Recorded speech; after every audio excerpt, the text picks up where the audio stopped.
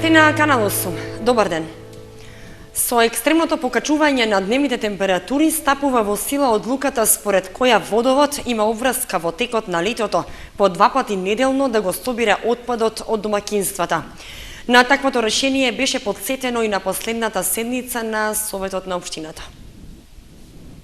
Комуналците на водовод имаат обврска во текот на летните месеци по 2 пати неделно да го изфрлаат отпадот од домакинствата. Таква одлука беше усвоена на седница на Советот минатата година, поради естетски, но и од здравствени причини. Обврската за изнесување на сметот е кога дневните температури се повисоки од 25 степени. Со минатогодишната одлука на Советот на општината беше направена и измена во програмата за јавна чистота, а што се однесуваше за оваа година. Вакво размислување имаше уште и пред извесен период, но тогаш не најдена поддршка од мнозинството во Советот и се остана само како предлог. Со усвојувањето на одлуката, таа стана обврска за комуналците. На последната седница на Советот пак, кога се утврдуваше предлог програмата за одржување на јавната хигиена, повторно се најде пред советниците, при што беше дадено и кратко образложение. Само да потсетам дека донесовме одлука дека кога ќе имаме високи температури, дека ќе биде потребно да сметот се изфрла малку почесто од домовите, затоа што многу брзо се расипува и се ствара непријатна ареа. Оној критичен период од месец дена би апелирал до раководството на водовод да направи напори да малку почесто ја вршат таа услуга.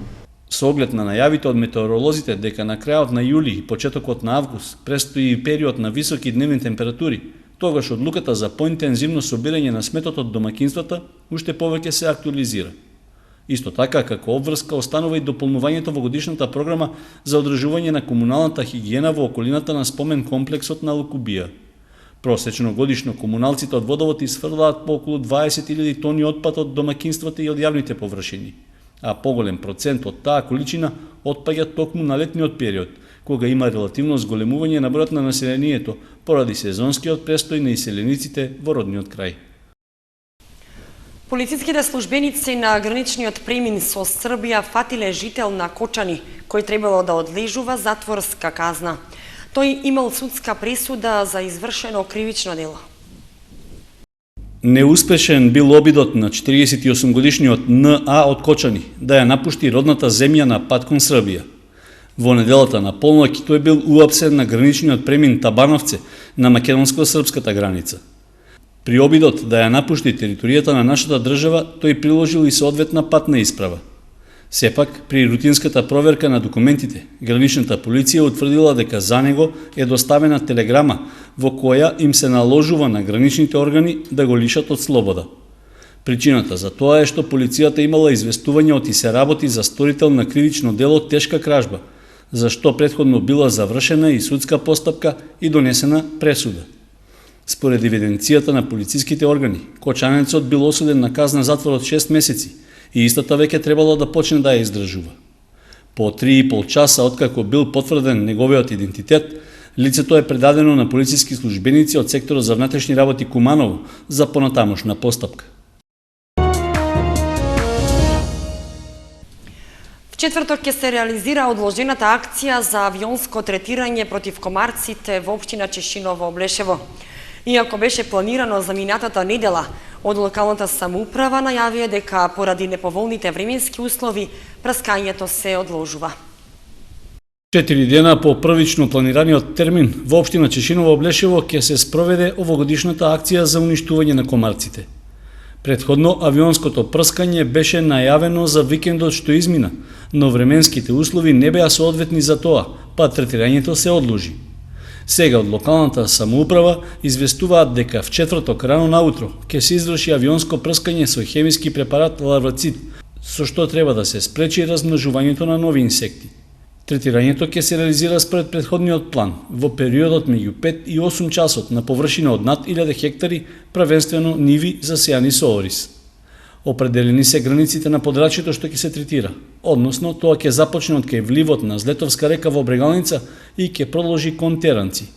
Исто така ќе се прскаат и површините помеѓу магистралниот пат А3 и реката Брегалница кон Облешево, а на крај и нивите во атарот на Соколарци и Спанчево во правец до надвозникот кај Тракање. Со третирањето ќе бидат опфатени сите населени места во општината. Локалната самоуправа на Чешиново Облешево ги известува пчеларите дека во времето на третирањето и 3 до 4 часа подоцна треба да ги затворат кошниците со пчели, заради можноста од влијание на средството со кое се врши третирањето врз безбедноста на пчелните семејства. Во случај на врнежи или неповолни временски услови, прскањето повторно ќе биде одложено, но овој пат за наредниот ден. Со асфалтирање на коловозот се докомплетира изградбата на регионалниот пат меѓу селата Жиганци и Пишица.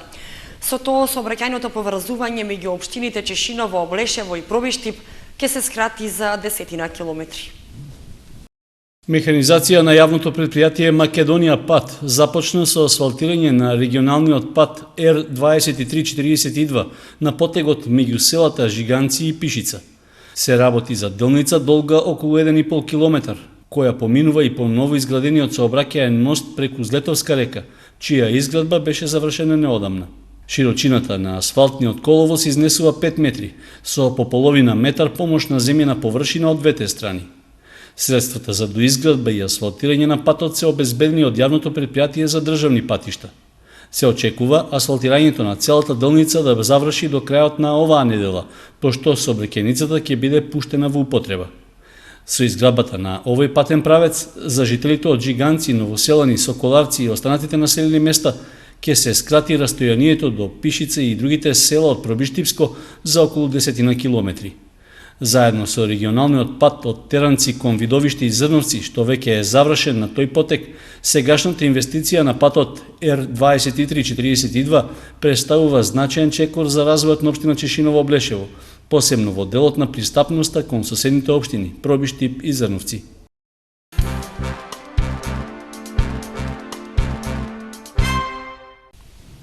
И според последните податоци во источниот регион најмалку се гради.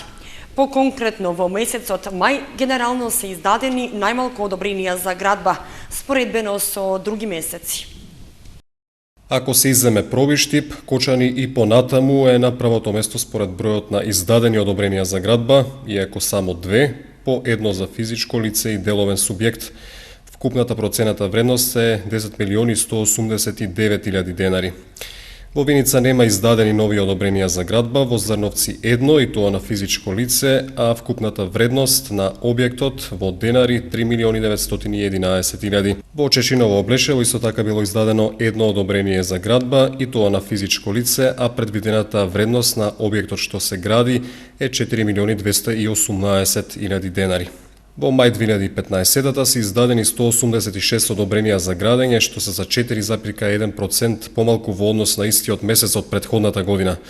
Според издадените одобренија за градење, предвидената вредност на објектите изнесува 4.397.718.000 денари, што е за 24,8% помалку во однос на истиот месец од претходната година.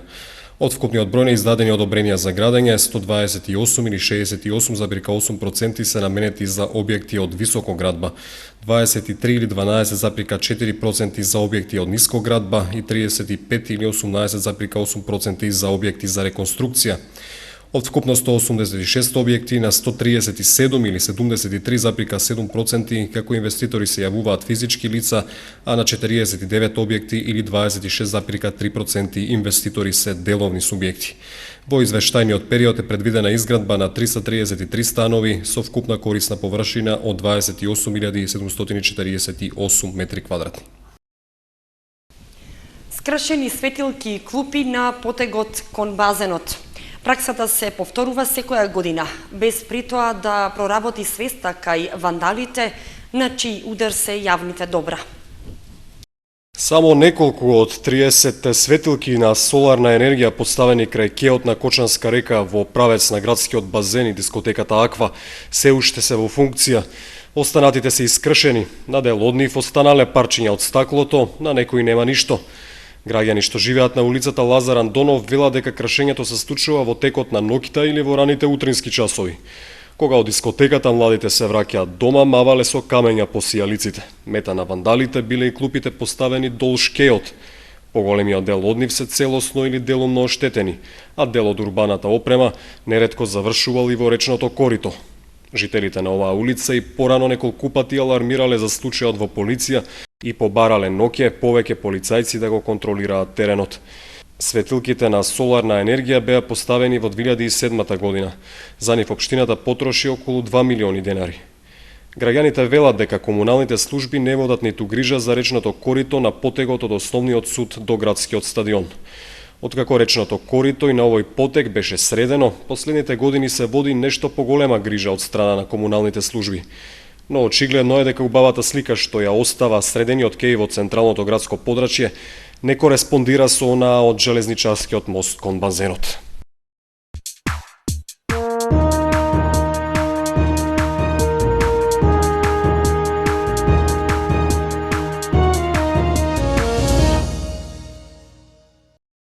Следуваат спортските информации. И во Зрновци започнаа илинденските спортски игри. Во текот на следните 15 дена ќе се играат надпревари во мал фудбал, а финалето ќе се одржи присред на празникот. Илинденски спортски игри во Зрновци, настанот што годинава го има своето второ издание, официјално започна во понеделникот вечерта. Организатор и покровител на игрите е општина Зрновци. Еве годинава општина Зрновци дава максимална поддршка за развој на спортот, а со тоа што овој месец веќе го прогласивме спортско лето, спорт за сите. По повод на тоа се одржува по втор пат илинденски турнир во мал фудбал, бидејќи полициската станица има еден проект преку ОПСЕ, спорт, значи да помине по спортот во ферплей игра, така да тие веќе поделија транспаренти, тука се наоѓа општина Зрновци со навивачката група Зрновјани. Како што може да се види, веќе ги поставивме овие транспаренти. Се надам дека годинава турнирот ќе помине во духот на ферплей играта, значи нема да има никакви проблеми. Екипите што се овде веќе пријавија и познаваме и од порано, тие традиционално учествуваат веќе во повеќе игри, така да и оваа година очекувам дека навистина еден надпреварувачки дух, очекувам постојано од страна на граѓаните, очекувам дека овој месец навистина ќе биде месец на спортот. Надпреварите ќе се играат во следните 2 седмици. Финалето е пресрет на големиот национален празник 2 август Илинден. Учествуваат 16 екипи, а распоредени во 4 групи. Значи 4 групи по 4 екипи. Наградниот фонд оваа година е зголемен. Значи 15.000 за прво место, 10.000 за второ место, 5.000 за трето место.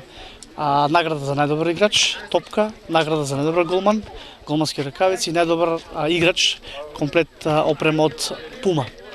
Значи, како што ветев минатата година, кога организиравме за прв пат, втор пат го организираме оваа година, се надеваме ќе премине во традиција, ќе се организира долги години под покровителство на општина Зрновци.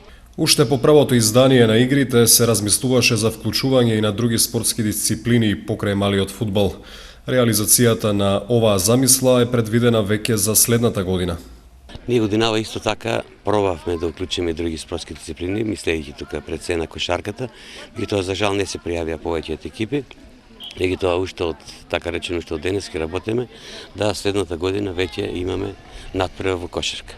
Фудбалските надпревари од илинденските спортски игри се играат на новото модерно повеќе наменско игралиште лоцирано од десната страна на влезот во Зрновци.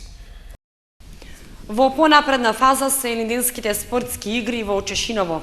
Таму ќе се заокружат 10 надпреварувачки дена. Облешево, Козјак и Теранци Соколарци, 2 надпревара од групата 1 се на програмата на илинденските спортски игри во вторник 14 јули. Првата средба се игра во 17, а втората во 19 часот. Среда е слободен ден. Турнирот продолжува в четврток, кога на програмата се надпреварите помеѓу Бања и Кучичино и Карбинци Спанчево. До сега на истекот на првите 10 дена на илинденските спортски игри во Чешиново, во четвртокот се одиграа надпреварите помеѓу Таринци Балван и Чешиново Пишица, како и помеѓу Чифлик Жијанци и Бања Спанчево. Претходно кругот го затвори првата група со надпреварите помеѓу Козјак и Теранци и Облешево и Соколарци. Заклучно со викендот што предстои, практично ќе биде комплетирана една половина од игрите. Надпреварите од групната фаза ќе траат заклучно со четврток 23 јули. Викендот потоа е резервиран за надпреварите од елиминацијската фаза. Во работните денови од неделата ќе се играат полуфиналните надпревари. Финалето традиционално е на Илинден, 2 август.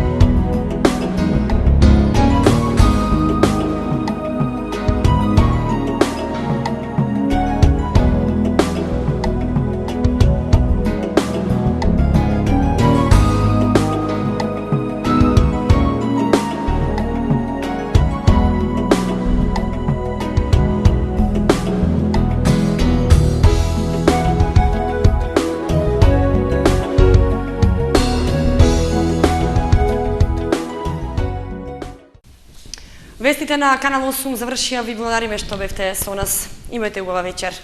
Довидување.